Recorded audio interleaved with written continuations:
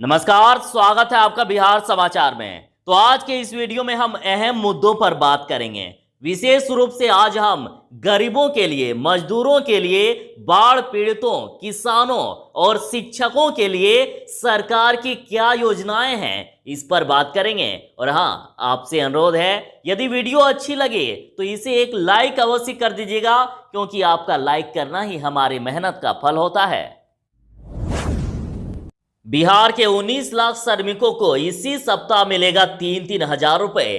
तो देखिए, कोरोना काल में आर्थिक संकट से जूझ रहे बिहार के मजदूरों के लिए राहत भरी खबर है। श्रम संसाधन विभाग ने भवन निर्माण से जुड़े 19 लाख निबंधित मजदूरों को 3-3 हजार रुपए देने का निर्णय लिया है और चिकित्सा मद के रूप में कामगारों को मिलने वाली ये सालाना राशि इसी सप्ताह में मिलेगी। और श्रम संसाधन मंत्री विजय कुमार सिन्हा जी ने इस बाबत अधिकारियों को आवश्यक निर्देश भी दे दिया है और यह बताया गया कि 19 लाख श्रमिकों के खाते में 3-3 हजार रुपए की दर से वार्षिक चिकित्सा अनुदान की राशि इसी सप्ताह से उनके खाते में भेजने की प्रक्रिया प्रारंभ की जाएगी। और कहना है कि कोरोना काल में सबसे ज्यादा संकट गरीब, मजदूरों, किसानों और छोटे व्यापारियों को हुआ है और इन सबों के लिए केंद्र एवं राज्य सरकार ने मिलकर कई सकारात्मक कदम उठाए हैं।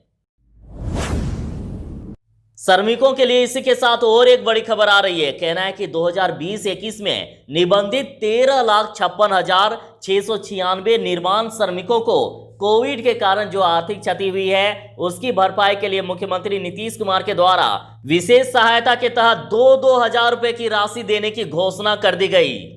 मंत्री ने कहा है कि 3,96,285 निर्माण श्रमिक जिनकी आयु 18 से 40 वर्ष है, जो प्रधानमंत्री श्रम योगी मानव धन योजना से आच्छादित हैं, वैसे निबंधित श्रमिकों को अंशदान की राशि बिहार सन्निमार्ग कर्मकार कल्याण बोर्ड के माध्यम से दिया जाना प्रस्तावित है। और उन्होंने अधिकारियों को निर्देश दिया है कि योजना लाभ में कहीं किसी की राशि लंबित नहीं रहे और पूरी निगरानी में लाभुकों को राशि दी जाए और काम को लंबित रखने वालों पर कार्रवाई की जाएगी।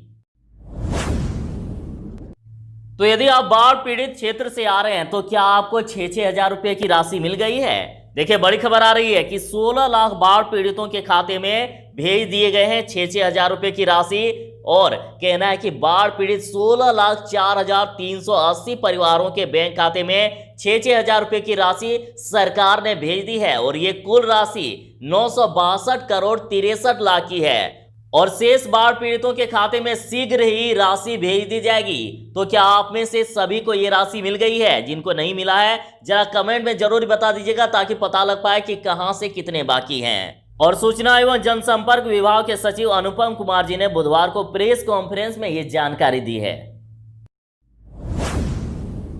तो बड़ी खबर आ गई कि कर्ज लेने वालों को दंड नहीं दे सकते। तो देखिए, माननीय सुप्रीम कोर्ट ने बुधवार को किस्तों की स्थगन अवधि यानी मोरेटोरियम के दौरान ब्याज को लेकर सुनवाई की और कोर्ट ने कहा कि ब्याज पर ब्याज लेना कर्जदारों के लिए दोहरी मार है और ऐसा करके उन्हें दंडित नहीं किया जा सकता।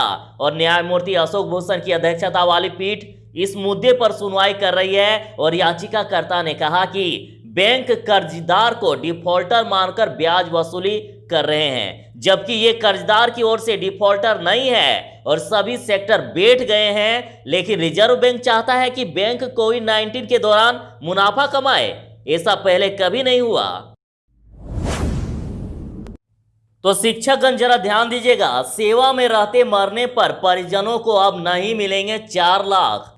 पंचायती राज एवं नगरीय निकाय संस्थान के तहत संचालित राजकीयकृत राजकीय प्राथमिक, माध्यमिक और उच्च माध्यमिक विद्यालय में कार्यरत शिक्षकों एवं पुस्तकालय अधीक्षकों की सेवा काल में मृत्यु होने पर उनके आश्रितों को मिलने वाली 4 लाख रुपए की अनुग्रह राशि अब नहीं मिलेगी और शिक्षा विभाग ने एक अधिसूचना के जरिए उसे खत्म कर दिया है। यानी सरकार के द्वारा बिहार के इन करीब 3.5 लाख शिक्षकों के लिए 1 सितंबर से ईपीएफ योजना लागू करने के साथ ही सरकार ने पहले से संचालित UTI retirement benefit pension fund योजना बंद करने का निर्णय लिया है। और इसके अलावा शिक्षा विभाग ने निर्णय लिया है कि UTI retirement benefit pension scheme में राज्य सरकार की तरफ से प्रति शिक्षक और पुस्तकालय अधीक्षकों को 200 रुपये का अंशदान 31 अगस्त 2020 तक ही दिया जाएगा और इस तिथि के बाद ये राशि भी नहीं दी जाएगी।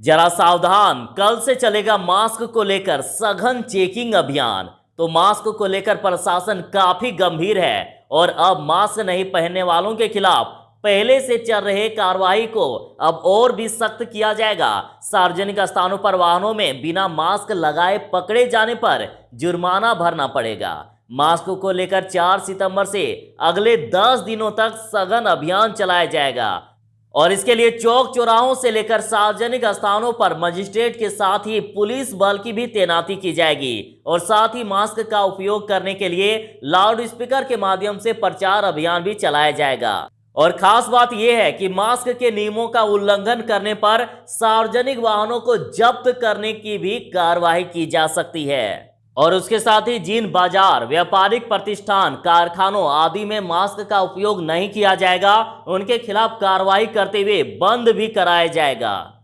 तो वाहन मालिक जरा सावधान हो जाइए, नहीं तो वाहन जब्त हो सकता है।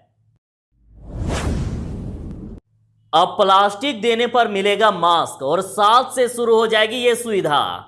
पटना नगर निगम यूएनडीपी के साथ मिलकर प्लास्टिक देने वालों को मास्क उपलब्ध कराएगा और प्लास्टिक की थैली, प्लास्टिक की बोतल आदि देने पर आपको मास्क दिया जाएगा। और मोरिया लोक परिसर में 7 सितंबर से यह सुविधा शुरू हो जाएगी और बताया गया है कि 100 ग्राम से ऊपर 20 प्लास्टिक की बैग या फिर 2 किलोग्राम वजन क्षमता के 15 प्लास्टिक थैली या किसी भी प्रकार की पीईटी की 10 बोतलें, 20 टूथब्रश आदि उपलब्ध कराने पर मास्क मिलेगा।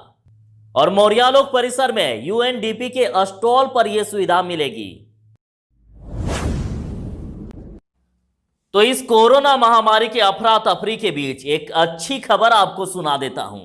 उच्चतम रिकवरी रेट में है बिहार। सूचना एवं जनसंपर्क विभाग के सचिव अनुपम कुमार जी ने कहा है कि कोरोना संक्रमण से ठीक होने के दर में निरंतर सुधार हो रहा है और बिहार का रिकवरी रेट बढ़कर 88% हो गया है और ये पूरे देश में उच्चतम रिकवरी रेट में से एक है। और कोरोना संक्रमण की स्थिति को लेकर सरकार द्वारा सभी आवश्यक कार्रवाई की जा रही है। स्वास्थ्य विभाग के आला अधिकारी लगातार अस्पतालों में जाकर निरीक्षण कर रहे हैं और इलाज की गुणवत्ता को और भी बेहतर बनाने का निरंतर प्रयास जारी है ताकि रिकवरी रेट और भी अच्छा हो सके। पप्पू यादव जी ने किया ऐलान कि वित्तरहित शिक्षकों को अनुदान नहीं वेतनमान दे सरकार। शिक्षक देश के निर्माता हैं, लेकिन अभी से लेकर पहले की सरकारों ने शिक्षकों को ठगा है, इसलिए वित्तरहित कर्मियों के लिए अनुदान नहीं वेतनमान मांग करता हूं। ये बातें जाप के राष्ट्रीय अध्यक्ष पप्पू यादव ने वित्तरहित कर्मियों के द्वारा गांधी मैदान में आयोजित मार्च को संबोधित करते हुए कही है। उन्होंने कहा है कि राज्य सरकार की गलत नीतियों के कारण वित्तरहित शिक्षक सहित सभी वित्तरहित कर्मियों की हालत बहुत ही खराब है और जाप वित्तरहित कर्मियों की सभी मांगों के साथ है और उनके आंदोलन का हमारा पूरा समर्थन है। पप्पू यादव ने कहा कि कई कर्मी इलाज के अभाव में दम तोड़ चुके हैं, सरकार इन्हें बंधुआ मजदूर समझती है और उन्होंने राज्य सरकार से कर्मियों के लिए वेतनमान की मांग करते हुए कहा कि जब तक सरकार इनकी मांगे नहीं मानती है तब तक हम लोग इस आंदोलन को जारी रखेंगे। और इधर लॉकडाउन के नियमों का उल्लंघन करने के मामले में गांधी मैदान थाने में पप्पू यादव सहित 150 अज्ञात वित्तरहित शिक्षकों पर मामला दर्ज कर दिया गया। तो एसटीईटी की परीक्षा जो 9 से 21 सितंबर तक आयोजित की गई है, तो उसके लिए एडमिट कार्ड आज से वेबसाइट पर उपलब्ध। तो बिहार एसटीईटी 2019 की पुनः परीक्षा 9 से 21 सितंबर के बीच आयोजित की गई है। एडमिट कार्ड गुरुवार से यानी आज से आप डाउनलोड कर सकते हैं। वेबसाइट बता देता हूं www.bsebstt2019.in या फिर www.biharboardonline.bihar.gov.in। तो बिहार के माउंटेन मैन दशरथ मांझी को तो आप जानते ही होंगे। तो देखिए और एक बड़ी खबर कि बिहार के दूसरे दशरथ मांझी लोंगी ने खोद डाली है 5 किलोमीटर लंबी नहर और 20 साल की मेहनत के बाद उन्होंने ये असंभव को भी संभव कर दिया। तो देखिए लोंगी कहते हैं कि वे अकेले हाथ में कुदाल, खंती और टांगी लेकर निकल पड़े थे। जब खुदाई शुरू की तब लोग उनका मजाक उड़ाया करते थे, लोग पागल कहने लगे, लेकिन उन्होंने इसकी परवाह नहीं की और नहर खोद डाली। 500 एकड़ से भी अधिक खेत की सिंचाई होगी इस पईन से। तो गया के इमामगंज व बांके बाजार प्रखंड की सीमा पर जंगल में बसे कोठीलवा गांव के लोगों की गरीबी दूर करने के लिए, उनका नाम है लोंगी भुइया, इन्होंने 5 किलोमीटर लंबी पईन खोद डाला है। माउंटेन मैन दशरथ मांझी की तरह 20 साल में इन्होंने 5 किलोमीटर लंबी, 4 फीट चौड़ी और 3 फीट गहरी पईन यानी नहर की खुदाई कर डाली और किसानों के खेतों तक पानी पहुंचा दिया। दरअसल इनको अपने घर द्वार छोड़कर परदेश कमाने के लिए जाना सहन नहीं हुआ और इन्होंने ठान लिया कि करना है तो करना है, और अगस्त 2001 में शुरुआत की और 20 साल के बाद इसे पूरा कर दिया।